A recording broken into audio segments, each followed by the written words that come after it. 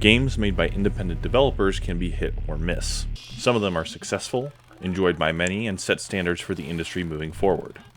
Others die quick deaths and fade into obscurity. Firewatch, published and developed by Campo Santo, is one of those success stories. The game had positive reception at release and will likely be remembered as an indie gem, a standout entry in a sea of mediocrity. While it may never reach the insane popularity levels of Ori, many people have thought highly of it, putting it right beside The Stanley Parable, Oxenfree, What Remains of Edith Finch, and Night in the Woods as interactive stories that deserve the praise they so often get. Recently, I was looking back through my library of games and I stumbled upon Firewatch. After some deep pondering about the game, I remembered all the things I liked. The atmosphere and scenery was well done, the game looked great, and it played smoothly. I distinctly remember thinking the story was really good and the game being thrilling all the way through. Succumbing to nostalgia, I decided to take another walk in the woods. I wanted to allow myself to re-experience a game that I looked forward to, ended up enjoying, and remembered fondly. After completing the game at 3 hours and 30 minutes, I can definitely say that I got way more than I bargained for. Firewatch has a lot of good in both how it plays and how it presents itself. It's very ambitious in its narrative and storytelling methods. Although the dialogue can be superb, the game fails to effectively communicate its morals and messages. It tries to pull off one of the most difficult endings you could ever do, and while that has my respect, it doesn't quite succeed. Today, I'll be revisiting Firewatch and giving an overview of the game, covering its story and mechanics, as well as giving my thoughts on it. There's 3 big moving parts to Firewatch: the gameplay, the story, and the ending. Each of them feels dependent on the next, with each successive part bigger and more important than the previous, sort of like a big multi-layered birthday cake. Hopefully you get the picture. First, the smallest piece. I found them in the lake. Skinny dipping. Yeah. That guy over there? Oh boy, enjoy dealing with that. Gameplay can be sparse in linear, narrative-driven games, and Firewatch is no exception. Firewatch's gameplay is very simplistic, but that doesn't mean it's bad. You, a character named Henry, are given an area to roam around in and explore, and traveling to certain locations and doing certain actions will move the story forward. You repeat this over and over again until you're finished with the story and the game is over. Despite being an open world, the game's actually not that big. In fact, I would argue that this game isn't open world at all. The open world cheats, and it's very smart about it. The big map you are given is sneakily divided into playable sections. Each of these sections are extremely linear, and only open up when you do something specific. Think of the map being composed of several different funnels, all guiding you towards a specific story moment or location. On top of that, you'll get gear that will lead you to new areas. Ultimately, whether you realize it or not, the game gives you tools and means to visit certain sections of the map in succession with the story. It rarely ever lets you loose, letting you explore and find things on your own. It gatekeeps most, if not all areas, until you get to a certain set of dialogue or something happens to you.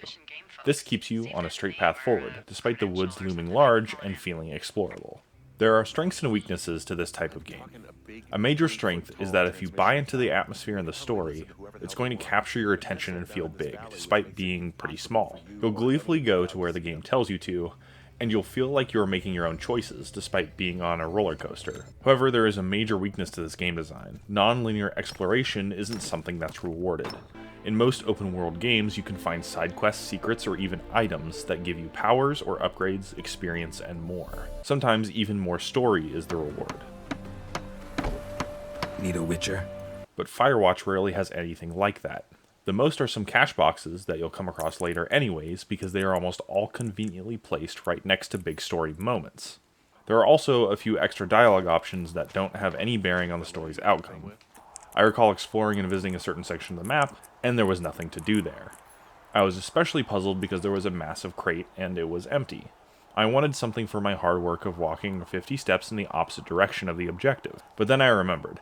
It is something important, it's just for later in the game, and sure enough, when I got further along in the story, there was something to do there. The game's main mechanic, or what you actually do, is reporting on your surroundings, and it's extremely satisfying. Simply looking at something that you can report on and holding down a button is enough to radio and start a conversation with your boss, Delilah. Thanks to the dizzying chemistry between our 2 leads, the game becomes addicting quickly.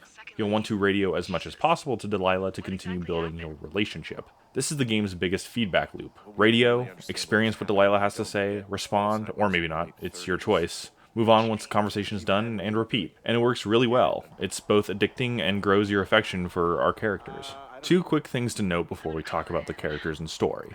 First, this game isn't for everyone. This is because there is no way to lose this game. The only type of win condition in Firewatch is to do what the game tells you to. Any sort of risk-reward factor is non-existent, and there aren't even any puzzles to solve. This may come as a spoiler for some, but there aren't even any story decisions that you can make. What you say and what you do have no impact on the overarching story. It's one of the closest things to an interactive movie as I've ever experienced. If this gameplay doesn't sound like it will thrill you, then maybe don't play this game. You'll be bored for its short duration. And there are no hidden mechanics or secret techniques. It literally functions as an interactive point-and-click adventure game without the puzzles. Second is that there are some bugs. It's been almost 7 years since release and the game still has some really annoying glitches, at least on PC. I even had to restart my game once. I wish that I could say that there were minor annoyances, but some of them just completely broke the game. So if you are playing on PC and you want a smooth, lagless, and bugless experience, you most likely won't get one. Now that these two things are out of the way, we can finally talk about the main appeal of the game, the story. Get in your tower, shut the door. Don't leave and don't use your radio. I'll call you. Understand? I will call you. The story of Firewatch is easily its most prominent aspect and selling point. You, Henry, are taking a summer job as a firewatch in the middle of the woods. Your supervisor, Delilah, radios in and gives you tasks to do. While doing these tasks, strange occurrences start happening, which lead you to believe that there is more at play here than a simple summer job. Henry and Delilah must work together to find out what is really going on, and things quickly spiral out of control as activities in the woods are not quite as they seem. The pacing of the story and structure is done really well. You start your journey at day 1 and work your way to day 79 to the story's conclusion. You only play about 6 of these days, while some of the others you are given glimpses of. Most are brushed past for the sake of focusing on the story and keeping the game contained. Thus, there is little to no filler in the game's story, so if you like a non-stop roller coaster rides, this game is for you. Every walk or trek you make through the woods has purpose, as you'll quickly arrive at your next destination to progress the story. Speaking of woods, the game's setting captures the feeling of being alone. When things start going wrong, loneliness starts turning to paranoia. It's the perfect setting for such an eerie mystery. Some games go for haunted mansions, police departments, or a remote village, but there is just something about being alone in the woods. Having the wild all around you and being alone never failed to put me on edge. No amount of dialogue ever changed this, and at a certain point in the story, I never truly felt safe, even in my watchtower. The game does a really good job at dialogue only a few other games replicate. Some games like to have witty or snarky remarks, or just serious drama-filled dialogue. It's really dependent on genre and tone, but I have often found that the best and most entertaining dialogue will feature both interchangeably. You'll have conversations that don't matter at all, and you'll have conversations that are really important to Henry and Delilah, and both flow in and out. It's almost like sitting in a room with two people that have great chemistry, and not a lot of games can ever capture this feeling. It's hard to conceptualize and communicate what makes chemistry effective, but trust me when I say that this pair just works. Games historically have had bad dialogue, so it's refreshing to see such good material in such a small independent game. Isn't life miserably unfair? Earlier, I mentioned it being extremely satisfying to report on surroundings. Part of this works so well because of the brilliant writing. Every conversation that Henry and Delilah have is entertaining, and these topics range from animal sounds and markings in the dirt to views that are indescribable and deep conversations about character motivations. Rarely have I come across a game that every piece of dialogue is entertaining. I really can't praise the game's dialogue enough. In fact, I feel the need to mention it twice in 2 minutes. That's how good this writing is. The conversations that Henry and Delilah have are not only integral to the game's existence, but extremely well done and executed near flawlessly. Unfortunately, no amount of chemistry or good dialogue can save a game if just one aspect of the story is bad, especially in the mystery thriller genre, the ending. A fair warning that from this point on, I will be spoiling the entire game. If you haven't played the game yet, I highly recommend you play before finishing this video, as the ending is best experienced blind. With that out of the way, let's talk about the ending. Good luck, Henry. You too. Good luck. No. Henry, you keep it for yourself, okay? Bye, Hank. Forget Firewatch for a second. Henry, Delilah, the lookout, all gone. Now picture this instead. Imagine eating or drinking something that you thought was going to taste really good. There were some clues as to why the food may have looked delicious. Maybe some greedy corporation is telling you that you'll like it through the form of a catchy song. So you take a bite or drink. Unfortunately, to your dismay, the food or drink turns out to be so bad that the taste in your mouth is truly foul. You were deceived.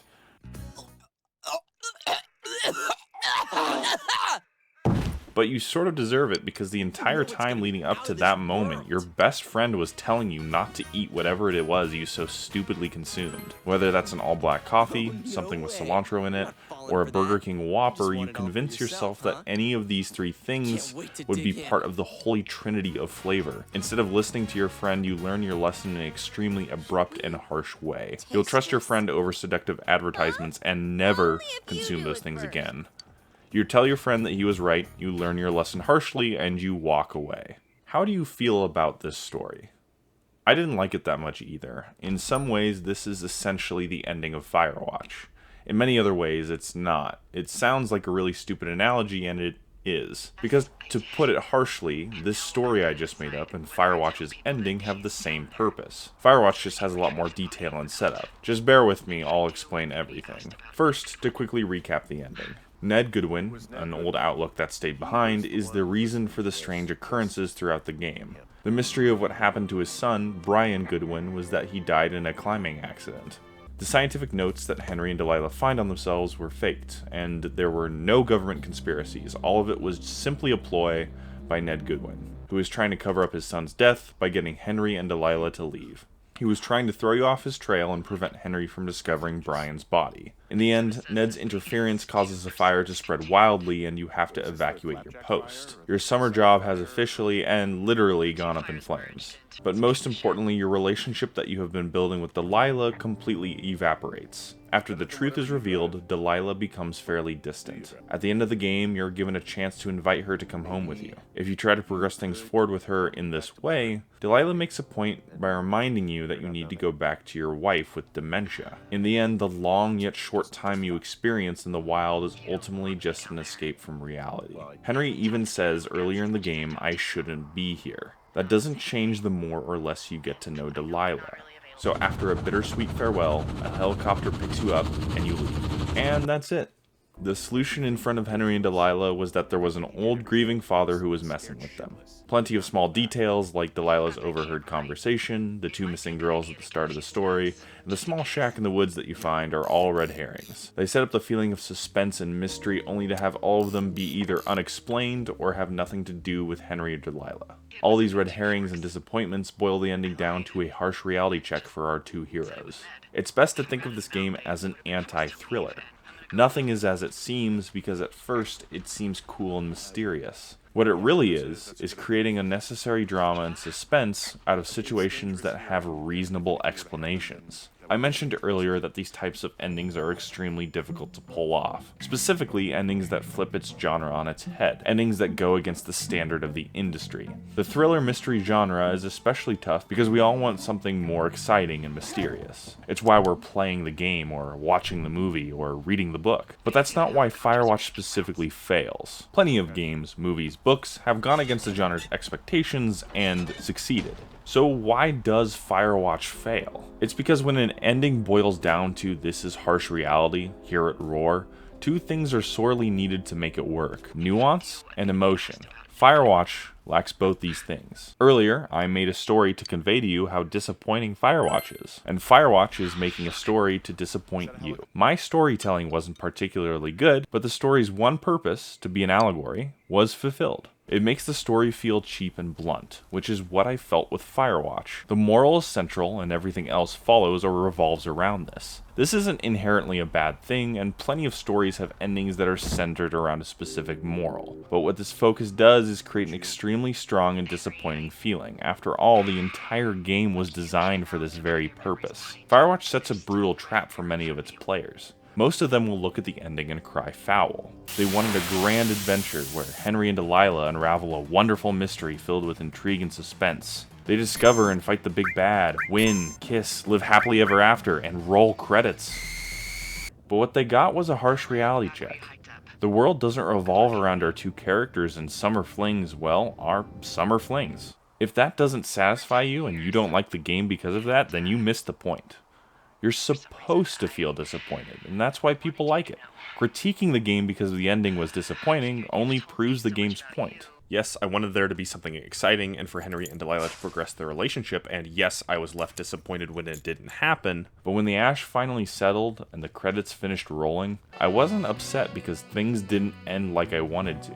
I was upset because the game's main narrative tool went from dialogue to disappointment. Letting you down was the point, and the only point. And when disappointment is your main vehicle to deliver a moral message, things get complicated really fast. Especially when paired with traditional mystery thriller elements. It honestly feels like a lot of the game becomes wasted.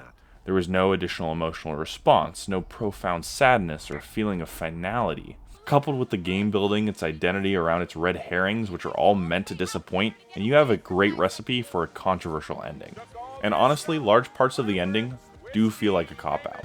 Rather than provide a aha or a wow, what moment I've felt so many times in other mystery games, it felt like the writers took the easy way out. Only once did I feel like the game gave me a moment of realization and astonishment, and that part being discovering Brian's body. Everything else didn't live up to my expectations on purpose. Although some may say that you can disappoint with your ending if the point of the ending is that it's disappointing, I still think that it creates something left to be desired. I think the best way to describe Firewatch's key fault is that it made me apathetic instead of emotionally invested. I truly believe that for Firewatch's ending to be successful as is, it needs an independent catalyst. Some stories that end in disappointment or tragedy have a third party, an observer that witnesses the rise and downfall of something, whether that's a person or an ideal. I think Firewatch needed something that would stay constant and drive the plot forward. This currently isn't the player. You play as Henry, and the lines between Henry and the player become a bit blurred.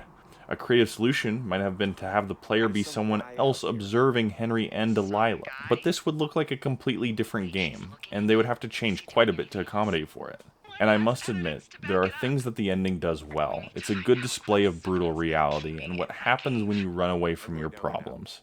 I enjoyed the themes of how important honesty and doing the right thing are, no matter how hard it may be. On top of this, the characters are broken and relatable. Henry really shouldn't be there. He left his wife to escape his problems. And Delilah needs therapy. Your relationship/friendship holds little substance other than falling for a crazy stranger's antics and a little bit of flirting. Ned is a broken man covering up the accidental death of his son. These characters are deeply troubled and understandable, and I really appreciate that. How everything plays out is realistic, albeit bleak and unconclusive. But as realistic and disappointing as the ending is, there are so many better ways to portray a story about escapism and the dangers of avoiding responsibility. And that's the biggest disappointment I have about this game. Not that the game didn't give me what I wanted, but that everything my emotions latched onto ended up in disappointment. You sure that's okay? I said it was. Alright, I should go. Have a safe flight. Alright, have a safe hike. There are a few important lessons that we can take from Firewatch. First, simplistic gameplay can be very successful under the right circumstances. You don't have to have 5 different feedback loops in order for your game to feel deep or be entertaining. Second, good dialogue is something that's rare and instantly propels a game's quality. Rarely has a game held my attention like Firewatch, and its main method of storytelling is dialogue.